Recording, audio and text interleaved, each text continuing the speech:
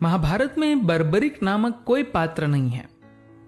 महाभारत में भीम व हिडिंबा के पुत्र घटोत्कच के पुत्र का नाम अंजना पर्वन था और वो युद्ध में अश्वत्थामा के हाथों वीरगति को प्राप्त हुआ था।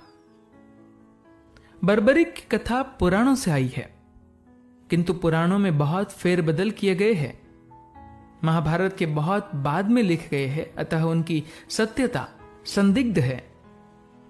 जहां भी महाभारत या रामायण के तथ्य किसी पुराण की कथा से मेल नहीं खाते, ये इस बात का प्रमाण माना जाता है कि उस पौराणिक कथा का स्रोत संदिग्ध है।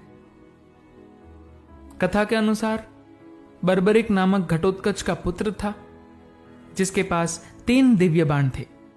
एक से वो उन सभी निशानों को इंगित करता था जिन्हें समाप्त करना है, दूसरे से उन्हें जिन्हें बचाना है, वह तीसरा बाण छोड़ने पर सभी निशाने जिन्हें दूसरे बाण ने इंगित नहीं किया था नष्ट हो जाते थे।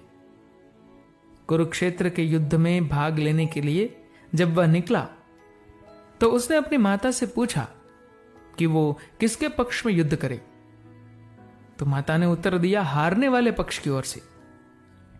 इस गोलमोल व अतार्किक उत्तर के बाद बर्बरिक युद्ध भूमि के पास पहुंचा तो कृष्ण ने उसके विचार जान उसे रोक लिया। वह उसकी परीक्षा ली। जब उन्हें बर्बरिक के 3 बाणों का रहस्य पता चला तो उन्होंने उससे उसका शीश मांग लिया, जिससे वह अपनी माता के निर्देश पर चलते हुए युद्ध के समीकरण ना बिगाड़ दे, क्योंकि उसे जो पक्ष हल्का लगता वो अपना पक्ष बदल उसकी ओर चला जाता। वह यह सिलसिला सभी योद्धाओं की समाप्ति या उसकी अपनी समाप्ति तक चलता रहता। किंतु बर्बरिक ने युद्ध देखने का वर मांगा तो कृष्ण ने उसका सिर एक पहाड़ी की चोटी पर रख दिया, जहां से बर्बरिक ने पूरा युद्ध देखा। उसी बर्बरिक को अब खटुश्याम जी के नाम से पूजा जाता है। किंतु जैसा मैंने कहा, यह कथा महाभारत में नहीं है, वह इसका महाभारत से कोई सरोकार नहीं है।